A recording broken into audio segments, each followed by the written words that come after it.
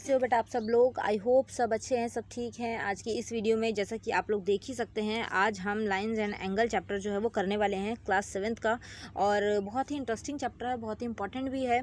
तो बेसिक एकदम वीडियो है, इंट्रोडक्शन वीडियो है, जैसा कि आप सबको पता ही है। तो काफ़ी सारी चीज़ें सीखोगे, काफ़ी सारी चीज़ें समझोगे और एक बेस आपका बन जाएगा एंगल्स वाले चैप्टर का, जिससे आपको चैप्टर करने में बिल्कुल भी प्रॉब्लम नहीं होगी। ठीक है, तो स्टार्ट करते हैं हम अपनी वीडियो। देखो, सबसे पहले बेटा बात आती है कि बहुत सारे बच्चों को ये सोचते हैं कि सबसे पहले तो एंगल का मतलब क्या होता है। एंगल का मतलब क्या होता है, देखो कभी भी सिंपल है, कभी भी कोई ऐसी फिगर बने जो आपको ऐसी सी दिख रही हो यूं करके, तो ये है ए, ये है ओ, ये है बी, तो ये क्या है, ये एक एंगल है। ठीक है, अगर हमें इसको लिखना है तो इसको लिखने का एक तरीका होता है। इसको लिखने का तरीका होगा, ये कौन सा एंगल होगा, ये होगा एंगल ए ओ बी, ऐसे। ठीक है, जो आपको ये साइन दिख रहा है ना, ये एंगल का साइन होता है और इसको हमेशा लगाना पड़ता है जब भी हम किसी एंगल का नाम देते हैं। ठीक है, जब भी किसी एंगल का नाम लिखेंगे तो हमें ये लिखना पड़ता है। ओके बेटा, ठीक है। अब देखो, जैसे कि मैंने एक आपको ये करके, मान लीजिए ये करके मैंने यहाँ दो एंगल बना दिए। ये है ए, ये है ओ, ये है बी, ये है सी। अब इसमें कौन कौन से एंगल बन रहे हैं, एंगल हमेशा जो है वो तीन मतलब कि आप देख सकते हो कि इसके अंदर तीन जो है वो वर्टेक्स होते हैं, कॉर्नर होते हैं। ठीक है, अब इसके अंदर हम देखें, अगर इसमें मैं बोलूं कि नाम कौन कौन से हैं, कौन कौन से एंगल हैं, तो इसमें कौन कौन से एंगल बन रहे हैं। एक बन रहा है एंगल ए ओ बी, ये वाला है ना। उसके बाद बन रहा है एंगल ए ओ सी, कौन सा, ये वाला। और एक और बन रहा है बी ओ सी, तो यहाँ पे हो जाएगा बी ओ सी। ऐसे करके यहाँ पर तीन एंगल्स जो हैं वो बन रहे हैं, वो आपको नज़र आ रहे होंगे। ठीक है, तो इस तरीके से एंगल को रिप्रेजेंट किया जाता है, लिखा जाता है। अब इसके बाद बात आ जाती है कि अगर हमें ये देखना है कि एंगल जो है वो कैसे कैसे होते हैं, कौन कौन से होते हैं और एंगल किस टाइप के होते हैं। ठीक है, तो देखो सबसे पहले अगर बात करूँ मैं, तो आप लोगों ने बचपन में डी से एंगल बनाना सीखा होगा। यूँ करके एक डी होता है, ये होता है, और यूं करके यहाँ पर, और यहाँ पर कुछ नंबर्स लिखे होते हैं, यहाँ पर 90 डिग्री होता है ना। तो ये आपने आई थिंक कर ही रखा होगा, तो इसमें आपको कोई भी प्रॉब्लम नहीं होगी। और इसके अलावा में अब यहाँ पर 90 डिग्री हो जाता है, और यहाँ फिर ये होता है। तो ये आपने यूज़ कर रखा है पिछली क्लासेस में, तो मुझे बताने की ज़रूरत नहीं है। तो अब हम इसके पहले एंगल के टाइप कर लेते हैं कि एंगल के टाइप होते कौन कौन से हैं। देखो, जब भी हम एंगल बनाते हैं तो हम एंगल बनाने के लिए यहाँ पर एक लाइन खींचते हैं और यहाँ पर एक डॉट करके, और यहाँ से हम एंगल को फाउंड करते हैं। ये डी का जो ये वाला पोर्शन है हम यहाँ पर रखकर और एंगल को बना लेते थे। ठीक है, फिर उसके बाद हमने कंपास वाले एंगल भी सीखे। तो एंगल होते कौन कौन से हैं, बीच में आपको पता है 90 डिग्री का एंगल होता है। जैसे अगर हम एक यहाँ पर एंगल बना रहे हैं, देखिए जैसे यहाँ पर हमने एक लाइन खींची, यहाँ पर रखकर अगर हम एक एंगल बना रहे हैं, तो यहाँ पर रखकर हम डी को रखते हैं, और यहाँ से जब हम बिल्कुल सीधा एंगल बनाते हैं तो उसको क्या बोला जाता है, उसको बोला जाता है राइट एंगल। ठीक है बच्चे, जब बिल्कुल सीधा एंगल बनता है स्ट्रेट, उसको बोल जाता है राइट एंगल। और राइट एंगल कितने का होता है, राइट एंगल 90 डिग्री का होता है। ठीक है, ओके। उसके बाद में जब हम इसी यहाँ पर रखकर, इसी डॉट पर रखकर इस तरफ को कोई एंगल बनाते हैं तो उसको बोला जाता है एक्यूट एंगल। ठीक है, तो उसको क्या बोला जाता है, एक्यूट एंगल। एक्यूट एंगल क्या होता है, एक्यूट एंगल जो होता है वो 90 से छोटा होता है। ठीक है बच्चे, एक्यूट एंगल 90 डिग्री से छोटा होता है और वो हमेशा राइट हैंड साइड पे बनता है। तो आई थिंक ये भी आपको क्लियर हो गया होगा। अब इसके बाद आगे अगर देखें तो इस तरफ को अगर हम कोई एंगल बना रहे हैं तो वो होता है ऑब्ट्यूस एंगल। क्या होता है वो, ऑब्ट्यूस एंगल। ये आप लोगों ने कर रखा है मुझे पता है, लेकिन फिर भी लाइन एंगल का चैप्टर है तो आपको ये बेस पता होना चाहिए। ऑब्ट्यूस एंगल, ऑब्ट्यूस एंगल कितने का होता है, ऑब्ट्यूस एंगल 90 डिग्री से बड़ा होता है। ऑब्ट्यूस एंगल 90 डिग्री से बड़ा होता है, मतलब इस तरफ 120 का, 130 का, 110 का, 105 का, ऐसे वाले एंगल बनेंगे जो 90 डिग्री से बड़े हैं, तो वो हो जाते हैं ऑब्ट्यूस एंगल। ठीक है, उसके बाद आपने अगर डी में देखा हो तो डी के अंदर अगर आप लोगों ने ध्यान दिया होगा, तो जैसे कि अगर मैं यहाँ पर आपको बता देती हूँ, जैसे आपने यहाँ पर एक एंगल देखा, यहाँ पर ये डी है और यूं करके ये लाइन होती हैं यूं करके, और यहाँ पर एक जगह होती है जहाँ से हम एंगल को रख के बनाते हैं। तो इसके अंदर एक सीधी लाइन होती है। यहाँ पर तो आपको पता ही है कि एंगल के नंबर लिखे होते हैं। तो यहाँ जब सबसे नीचे देखोगे ना, यहाँ 180 डिग्री लिखा होता है, यहाँ पर भी और यहाँ पर भी। तो आप अपना डी निकाल के खुद देख भी सकते हो। तो ये जो सीधी लाइन होती है ये हमेशा 180 डिग्री की होती है, और 180 डिग्री के एंगल को बोला जाता है स्ट्रेट एंगल। क्या बोला जाता है? Straight angle. तो जो 180 डिग्री का एंगल होता है वो क्या होता है? स्ट्रेट एंगल होता है। ठीक है, समझ आ गया बच्चे? तो आई थिंक आप लोगों को ये समझ आ गया होगा। एंगल्स जो होते हैं वो कितने टाइप के होते हैं बेटा? अभी मैंने आप लोगों को बता दिया एंगल कितने टाइप के होते हैं। Number 1 is acute angle. Acute angle कौन सा होता है? जो 90 डिग्री से छोटा होता है। उसके बाद आता है ऑब्ट्यूस एंगल। एक्यूट से याद रख सकते हो क्यूट। क्यूट बच्चे जो होते हैं वो छोटे होते हैं, तो 90 से छोटा जो है वो एक्यूट एंगल, 90 से जो बड़ा है वो ऑब्ट्यूस एंगल। उसके बाद आता है राइट एंगल। राइट एंगल कौन सा होता है? राइट एंगल इज़ जो 90 डिग्री का होता है। उसके बाद आता है स्ट्रेट एंगल। स्ट्रेट एंगल जो 180 डिग्री का होता है। ठीक है, ओके। तो आई थिंक ये चीज़ें आपको समझ आ गई होंगी। अब इसके बाद अगला हम चल लेते हैं, 2 टाइप के एंगल्स के नाम आप लोगों ने सुने होंगे जो क्वेश्चन में आते हैं। क्वेश्चन में आते हैं कौन कौन से? एक होता है सप्लीमेंट्री एंगल। सप्लीमेंट्री एंगल्स की एक डिफ़ाइन है, बहुत ही सिंपल है। जो क्या होती है सप्लीमेंट्री एंगल? क्या होते हैं? आपको 2 एंगल दिए गए होंगे, लाइक ऐसे और ऐसे करके 2 एंगल दिए होंगे। एक का सम होगा 100 डिग्री, मतलब ये 100 डिग्री का होगा, एक का होगा 80 डिग्री। ठीक है, अब आप जब इन दोनों एंगल्स को जोड़ोगे 100 + 80 डिग्री, आपके पास जब इन दोनों का टोटल जो है वो 180 डिग्री आएगा, तो उसको बोला जाता है ये दोनों सप्लीमेंट्री एंगल्स हैं। ठीक है बेटा, जब 2 एंगल्स का सम 180 डिग्री आए तो उसको बोला जाता है सप्लीमेंट्री एंगल्स। क्वेश्चन कैसे आता है एग्जाम के अंदर, मतलब बुक के अंदर क्वेश्चन कैसे होगा? इसका क्वेश्चन होगा जैसे मैंने लिखा होगा कि आपके पास एक 40 डिग्री का एंगल दिया हुआ है, आपको इसका सप्लीमेंट्री जो है वो फाउंड करना है। क्वेश्चन ऐसे होगा, आपको इसका सप्लीमेंट्री जो है वो फाउंड करना है। तो कैसे करेंगे? हमें पता है 40 डिग्री + x, क्योंकि हमें सप्लीमेंट्री एंगल तो पता ही नहीं है, = 180 डिग्री, क्योंकि ये 180 डिग्री के होते हैं। 40 डिग्री यहीं रह जाएगा, 40 डिग्री यहीं नहीं रहेगा, x यहीं रह जाएगा, और इसके बाद में ये 180 डिग्री और ये 40 इधर आ जाएगा, तो ये बन जाएगा 140 डिग्री। तो ये x की वैल्यू कितनी आ गई? 140 डिग्री। तो सप्लीमेंट्री एंगल कौन कौन से हुए? 40 का सप्लीमेंट्री हुआ 140 डिग्री। ठीक है, तो जब 2 एंगल का सम 180 डिग्री आए तो उसको सप्लीमेंट्री एंगल बोला जाता है। इसके बाद नेक्स्ट आ जाता है कॉम्प्लीमेंट्री एंगल। तो कॉम्प्लीमेंट्री एंगल कौन सा होता है? मैम, कॉम्प्लीमेंट्री एंगल वो होते हैं जिनका 2 एंगल का जो सम है वो 90 डिग्री बने। सप्लीमेंट्री कौन सा था? जब 2 का सम कितना बने? 180 डिग्री। कॉम्प्लीमेंट्री जब 2 एंगल का सम 90 डिग्री बने। ठीक है, आप इसको कंफ्यूज ना होने के लिए याद कर सकते हो, सप्लीमेंट्री ऐसे है, ऐसे सुपर स्कोर कौन से वाले हुए? 90 की 180 ज़्यादा वाले हुए, तो 180 वाले। तो 180 कौन सा हुआ? Supplementary angle. और कॉम्प्लीमेंट्री कौन सा हुआ? 90 डिग्री एंगल। तो ये भी सेम वही है। क्वेश्चन अगर आपके पास आ जाता है 80 का कॉम्प्लीमेंट्री एंगल बताओ, तो आपको कैसे करना है? 80 डिग्री + x = 90 डिग्री। तो x की वैल्यू x यहीं रह जाएगा, 90 - 80, तो ये कितना आ गया? 10।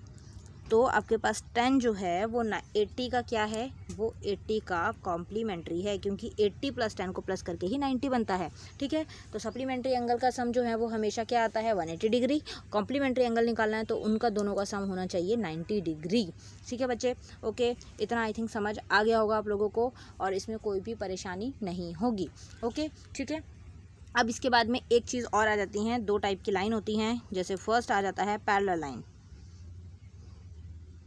पैरेलल लाइंस कौन सी होती हैं? पैरेलल लाइंस होती हैं जब ऐसे और ऐसे करके 2 लाइन जा रही हों और ये आगे तक जाके एक दूसरे को कट ना करें। सड़क देखी है ना आपने? सड़क का जो दोनों हिस्से होते हैं, ये वाली साइड सीधी जा रही होती है, ये वाली साइड भी सीधी जा रही है। अब ये और ये आगे जाके यूँ करके मिलती तो नहीं है ना? सीधी सड़क होती है, कॉर्नर हमेशा उसके किनारे ही होती हैं। तो वो कौन सी लाइन होती है? Parallel line. जब बीच का जो डिफरेंस है वो हमेशा सेम होता है, जैसे आपने ट्रेन की पटरियों को भी देखा होगा, तो वो कौन सी लाइन होंगी? वो होंगी पैरेलल लाइन्स। ठीक है, उसके बाद आ जाता है intersecting line. Intersecting lines. Intersecting lines कौन सी होती हैं? इंटरसेक्टिंग लाइंस वो होती हैं जब दो लाइंस ऐसे करके यूं जा रही हो और यूं जा रही हो, और यहाँ पर जो ये पॉइंट जो ये मिल रहा है, ये वाला लाइन, इसको बोला जाता है इंटरसेक्ट पॉइंट। ठीक है, इंटरसेक्टिंग का मतलब होता है जब दो लाइन आपस में कट करती हैं और जो पॉइंट कटता है उसको बोलते हैं इंटरसेक्ट पॉइंट, और जो लाइंस होती हैं उनको बोलते हैं इंटरसेक्टिंग लाइंस। ठीक है बेटा, समझ आया आप लोगों को? अब उसके बाद नेक्स्ट आ जाता है एक और टॉपिक, ट्रांसवर्सल। ट्रांसवर्सल जो आप लोगों ने चैप्टर अगर करा है तो सुन ही लिया होगा। ट्रांसवर्सल होता है जब दो पैरेलल लाइन के बीच में से एक लाइन गुजरती है, तो ये वाली लाइन जो होती है इसको बोला जाता है ट्रांसवर्सल। ठीक है, ओके।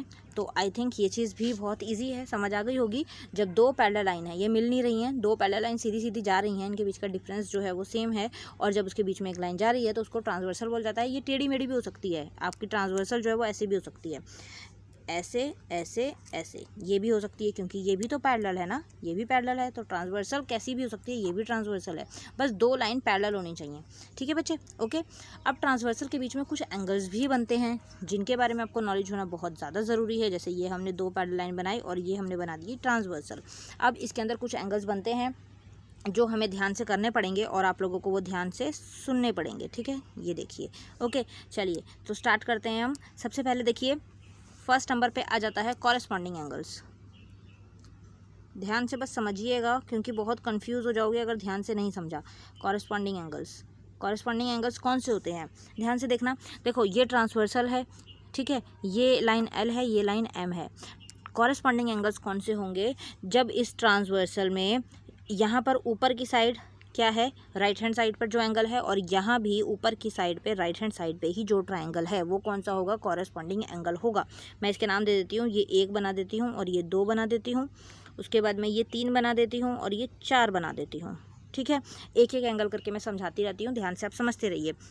उसके बाद मैं यहाँ 5 बना देती हूँ और यहाँ पर 6 बना देती हूँ, यहाँ 7 बना देती हूँ और यहाँ पर 8 बना देती हूँ। ठीक है, अब कॉरेस्पॉन्डिंग एंगल्स कौन कौन से होंगे अगर हमें लिखने हैं तो देखो 7 के लिखने हैं, बिल्कुल 7 जो होते हैं। यहाँ पर देखो 1 है, 1 के साथ का कौन है? 2 है, क्योंकि इस लाइन में राइट हैंड साइड पे ऊपर को 1 है, इस लाइन में भी राइट हैंड साइड पे ऊपर को 2 है, तो एंगल 1 एंड एंगल 2, ये 1 पेयर हो गया, ये कॉरेस्पॉन्डिंग एंगल्स है। अब इधर में एंगल 3 है और यहाँ पर एंगल 4 है, तो यहाँ एंगल 3 और एंगल 4 सेम डायरेक्शन होनी चाहिए, सेम जगह पर होने चाहिए, वो कॉरेस्पॉन्डिंग एंगल्स होते हैं। ठीक है बच्चे, उसके बाद में यहाँ पर एंगल 5 है, साइड में लेफ्ट हैंड साइड नीचे, यहाँ भी साइड में लेफ्ट हैंड साइड नीचे, तो यहाँ पर 7 है, तो 5 और 7।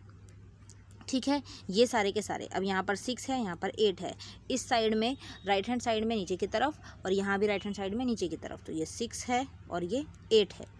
ठीक है, तो ये हो जाते हैं कॉरेस्पॉन्डिंग एंगल्स। अब एक चीज़ आपको ध्यान रखनी है, हमेशा कॉरेस्पॉन्डिंग एंगल्स जो होते हैं वो सेम होते हैं। ठीक है, हमेशा कॉरेस्पॉन्डिंग एंगल्स जो होते हैं वो सेम होते हैं। मैं एक एग्जांपल के लिए आपको दोबारा से यहाँ पर बना के दिखा देती हूँ। जैसे मैंने यहाँ पर एक ये बनाया, अगर मैंने आपको क्वेश्चन में आएगा जैसे ये 60 डिग्री है और आपसे ये पूछा हुआ है कि ये एक्स की वैल्यू क्या होगी, तो आपको पता होना चाहिए कि ये दोनों तो कॉरेस्पॉन्डिंग एंगल्स हैं। 60 डिग्री है राइट हैंड साइड पर ट्रांसवर्सल के इस तरफ, और यहाँ पर भी ट्रांसवर्सल के राइट हैंड साइड पर इस तरफ, तो दोनों सेम पोजीशन पे आ रहे हैं ऊपर की तरफ, तो ये कॉरेस्पॉन्डिंग एंगल्स हैं। अगर ये 60 डिग्री है तो ये भी 60 डिग्री ही होगा। ठीक है बच्चे, ओके, समझ आया? तो बहुत इजी है ये फर्स्ट होते हैं कॉरेस्पॉन्डिंग एंगल्स, और कॉरेस्पॉन्डिंग एंगल्स हमेशा सेम होते हैं। ठीक है, अब उसके बाद में नेक्स्ट एक और आ जाता है, इसके अंदर आ जाता है vertically opposite angle. Vertically opposite angle, ठीक है। अब वर्टिकली अपोजिट एंगल कौन से होते हैं? वर्टिकली अपोजिट का मतलब होता है जैसे आपके पास मान लीजिए ये एंगल है और इसके सामने ये एंगल है अपोजिट एंगल में, ठीक है ना, तो ये 1 है और ये 2 है, ऐसे ही यहाँ पर ये 3 है और ये 4 है, तो ये क्या है? ये वर्टिकली अपोजिट है, आमने सामने। तो वर्टिकली अपोजिट एंगल का सम भी सेम होता है। एंगल 1 एंगल 2 ये वर्टिकली अपोजिट, एंगल 3 एंगल 4 ये भी वर्टिकली अपोजिट। ऐसे ही ये होगा इसके साथ का और ये होगा इसके साथ का। ठीक है बच्चे, ओके, आई होप ये भी आपको समझ आ गया। वर्टिकली अपोजिट एंगल का सम भी हमेशा बराबर होता है, मतलब कि सेम होता है। जैसे कि अगर मैं क्वेश्चन के लिए आपको बता दूं, जैसे मैंने ये लिखा हुआ है, तो यहाँ पर अगर मैंने ये एंगल बोल रखा है कि ये 80 डिग्री का है और ये वाला निकालना है, तो ये भी 80 डिग्री का ही होगा क्योंकि ये वर्टिकली अपोजिट है। ठीक है, ओके, वर्टिकली अपोजिट आमने सामने।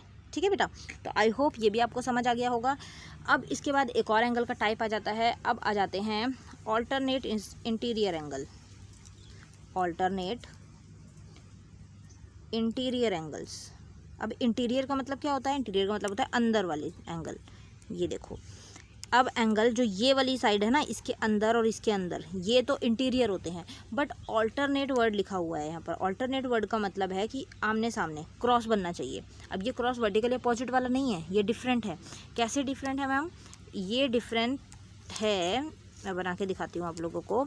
जैसे मैंने लिखा, ये देखें यहाँ पर, ये मैंने लिखे ऑल्टरनेट का मतलब होता है कि अगर इंटीरियर लिखा हुआ है तो इंटीरियर मतलब अंदर वाले। अगर ये है 1 तो ये होगा 2, x बन रहा है। ठीक है, देखो ऐसे करके x बनता हुआ आपको नज़र आ रहा होगा, ऐसे, सॉरी ये देखो ऐसे और ऐसे, ये वाला साइड। ठीक है, तो ये 1 है तो ये 2 होगा। उसके बाद में ये क्या है? 3 है तो ये 4 होगा।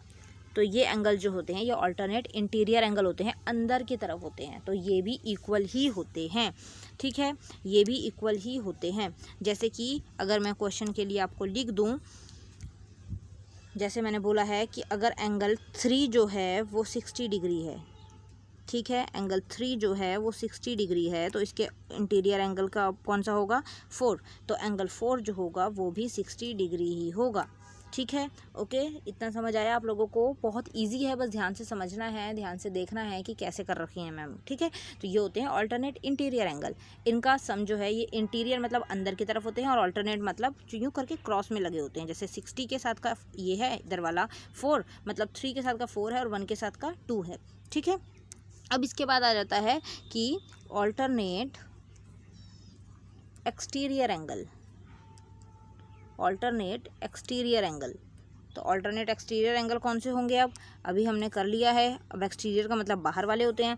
तो अगर हमारे पास ये है 1, ये है 1 तो ये होगा 2। ऐसे ही ये है 3 तो ये होगा 4, क्योंकि ये बाहर की तरफ है। देखो ये बाहर की तरफ, ठीक है ना। बाहर का मतलब कि इसके अंदर नहीं जाना है, बाहर, एक्सटीरियर है ये। तो ये होते हैं ऑल्टरनेट एक्सटीरियर। ऑल्टरनेट वर्ड आया है तो मतलब क्रॉसिंग में बनेगा, और एक्सटीरियर है तो बाहर की तरफ, और इंटीरियर है तो अंदर की तरफ। ठीक है, अब इसके अंदर जैसे मैं एग्जांपल दे दूं तो यहाँ पर हो जाएगा, जैसे ये वाला एंगल है अगर मान लो 50 डिग्री, ठीक है, एंगल 1 है 50 डिग्री, तो एंगल 2 इधर होगा ये, तो ये एंगल 2 भी क्या होगा? 50 डिग्री ही होगा। ठीक है, तो ये भी एंगल हमेशा इक्वल होते हैं, तो आप लोगों को ये भी पता होना चाहिए। ठीक है बेटा, अब उसके बाद एक और आ जाता है इसके अंदर, ये बहुत इजी है अगला, ये बहुत ही सिंपल है। इसके अंदर आ जाता है interior angle, interior angle on same side of transversal, same side of transversal. Ma'am इतनी लंबी लाइन तो हमें समझ नहीं आई, क्या बोला आपने? ये मैं बताती हूँ। देखो ये हमने एक एंगल बनाया, इंटीरियर एंगल का मतलब पता है हमें अंदर वाले, है ना। ऑल्टरनेट तो लिखा नहीं है, सिर्फ इंटीरियर लिखा है। तो अंदर कौन सी साइड है? ये साइड है। तो इसके अंदर ये 1 है और ये होगा 2। ये क्यों हुआ? क्योंकि सेम साइड लिखा हुआ है। देखो सेम साइड, सेम साइड मतलब एक ही साइड वाले, इंटीरियर में सेम साइड वाले 1 और 2, और ये होगा 3 और ये होगा 4। ठीक है, यहाँ पर खुला मैं एक और बार बना के दिखा देती हूँ। जैसे ये मैंने ये बनाया, ठीक है, ये होगा 1, ये होगा 2, ये होगा 3 और ये होगा 4। ठीक है, अब एक चीज़ इसके अंदर एक्सेप्शन आ जाती है, ये बिल्कुल अलग है। जो अंदर वाले सम एंगल होते हैं, जो अंदर वाले इंटीरियर एंगल होते हैं, उनका जो सम होता है वो सप्लीमेंट्री होता है। सम जो होता है वो हमेशा 180 डिग्री आएगा।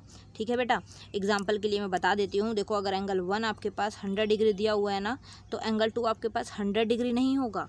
ये वाला एंगल का अगर 100 है तो ये 100 नहीं होगा, ये कितना होगा? ये सप्लीमेंट है, मतलब कि 180 बनना चाहिए दोनों का सम। तो ये 100 है तो ये बन जाएगा 180 माइनस 100, तो ये हो जाएगा 80 डिग्री। तो एंगल 2 की वैल्यू आ जाएगी 80 डिग्री। ठीक है, ओके। तो आई होप ये भी आपको समझ आ गया होगा।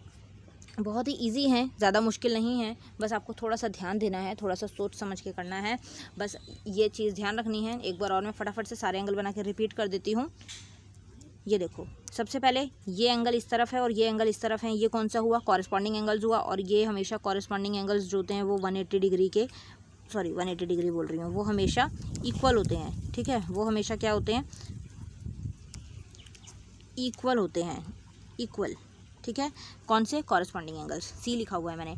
उसके बाद में नेक्स्ट, अगर मैंने ये वाला एंगल लिखा है और मैंने इसकी जगह ये वाला एंगल लिखा है, मतलब ये ट्रांसवर्सल के इस तरफ ऊपर की तरफ बाहर को और इधर वाला बाहर को, तो ये कौन से हुए, ये होते हैं एक्सटीरियर ऑल्टरनेट एंगल, ठीक है, और ये भी हमेशा इक्वल होते हैं, ठीक है, ये हो गया सेकंड टाइप। उसके बाद आ जाता है, अगर मैंने ये वाला एंगल बोला है और ये वाला एंगल बोला है, तो ये कौन से होते हैं, ये होते हैं वर्टिकली अपोजिट एंगल, और ये भी हमेशा इक्वल होते हैं, ठीक है, ये होते हैं वर्टिकली अपोजिट एंगल। उसके बाद में और आ जाता है, जैसे मैंने ये वाला बोला और ये वाला बोला, तो ये सेम सेम है, तो ये हो जाते हैं interior angle on same side, same side. और ये क्या होते हैं, इनका जो सम होता है ये सप्लीमेंट्री एंगल होते हैं, सप्लीमेंट्री, ठीक है बेटा। तो आई होप अब आप लोगों को ज़्यादा डाउट नहीं होगा, अब आप लोगों को ज़्यादा कन्फ्यूजन भी नहीं होगी और चैप्टर आपके समझ आ गया होगा। अब आप चैप्टर का बेसिक सीख गए हैं, तो अब आप चैप्टर जब स्टार्ट करोगे तो बहुत आसानी से वो हो जाएगा, ठीक है। तो जल्द ही नेक्स्ट वीडियो में मुलाकात होगी नेक्स्ट चैप्टर के इंट्रोडक्शन के साथ। वीडियो अगर अच्छी लगे तो इसको शेयर कीजिएगा और अपने फ्रेंड्स में भी ज़रूर मतलब कि हेल्प कीजिएगा, ताकि वो लोग भी ये कॉन्सेप्ट अच्छे से सीख पाएँ, ठीक है। नेक्स्ट वीडियो में जल्दी मुलाकात होगी। Thank you so much for watching, bye bye. एक मैं आपको क्वेश्चन करके दिखा देती हूँ इसका, अदरवाइज़ आप क्वेश्चन में मतलब अटकोगे, क्योंकि बहुत सारे बच्चे ऐसे हैं जिनको प्रेजेंटेशन बनाना नहीं आती है, तो मैं प्रेजेंटेशन बना के बता देती हूँ आप लोगों को। एक क्वेश्चन जैसे कि मैंने मान लीजिए ये दिया हुआ है 60 डिग्री और एक ये दिया हुआ है, ठीक है, ये आपको दिया हुआ है एक्स, ठीक है। एक आपके पास एक पॉइंट आपका छूट गया है जो कि बहुत इंपॉर्टेंट होता है, that is linear pair. Linear pair, linear pair हमेशा क्या होता है, लीनियर पेयर हमेशा 180 डिग्री का होता है, ठीक है। अब मैम ये कहाँ बनता है, देखो आपके पास अगर ऐसे करके एक लाइन लगी हुई है, जैसे ये और ये लाइन बनी हुई है, ठीक है, तो इसके अंदर अगर ये पॉइंट आपको दिया हुआ है 10 और ये पॉइंट आपको नहीं दिया हुआ है, तो यहाँ पर आप देख सकते हैं कि ये जो पूरा एक पॉइंट है ना, ये एक लीनियर पेयर है। लीनियर पेयर मतलब ये 180 डिग्री का बन रहा है, तो 180 डिग्री का जब बनता है तो ये लीनियर पेयर होता है, ठीक है। तो ये हमेशा आपको याद रखना है, अगर ये 10 डिग्री दिया हुआ है तो ये 170 डिग्री होगा, क्योंकि इन दोनों का जो सम है वो हमेशा 180 डिग्री बनेगा, जो कि लीनियर पेयर है। लीनियर पेयर हमेशा 180 डिग्री का होता है, ओके। अब आपके पास जैसे क्वेश्चन आ जाता है, मान लीजिए ये क्वेश्चन आ जाता है, ये आपको 60 डिग्री दिया हुआ है और ये आपको x दिया हुआ है, इसके अलावा में ये आपको y दिया हुआ है और ये आपको z दिया हुआ है। अब आपको ये निकालना है, तो आप कैसे निकालेंगे, देखो सबसे पहले अगर ये चीज़ मैं देखूँ, ये तो एक लीनियर पेयर भी बन रहा है ना, तो अगर एंगल x प्लस 60 डिग्री है तो ये इक्वल्स टू 180 डिग्री होगा, क्यों, क्योंकि ये लीनियर पेयर है। अब इसके अंदर में एंगल एक्स ऐसी रह जाएगा 180 डिग्री माइनस में 60 डिग्री, तो ये एक्स की वैल्यू आ जाएगी 120 डिग्री, है ना, क्योंकि लीनियर पेयर है, तो 180 में से माइनस कर दिया। अब एक चीज़ आपको प्रॉपर्टी अगर ध्यान होगी, ये तो आ गया 120 डिग्री, अगर ये 120 डिग्री है, ये एक्सटीरियर में है और ये भी एक्सटीरियर में है ना, मतलब कि ये कॉरेस्पॉन्डिंग एंगल्स बन रहे हैं, ऊपर की तरफ राइट लेफ्ट हैंड साइड, ऊपर की तरफ लेफ्ट हैंड साइड। तो अगर x ये है तो y भी जो होगा वो 120 डिग्री होगा, और अगर y 120 डिग्री है तो ये वाले कौन से हैं, ये वर्टिकली अपोजिट है, तो z भी 120 डिग्री ही होगा, ठीक है। अभी जो हमने प्रॉपर्टीज़ करी, तो उन प्रॉपर्टीज़ को अच्छे से समझना है, देखना है, सीखना है, तभी आपको ये अच्छे से आ पाएगा। ये थोड़ी सी मैंने प्रेजेंटेशन आपको करके दिखाई, ठीक है बेटा। तो कोई भी डाउट हो, कुछ ना समझ आए, तो आप मुझे कमेंट में मैसेज कर सकते हैं। नेक्स्ट वीडियो में जल्दी मुलाकात होगी। Thank you so much for watching, bye bye.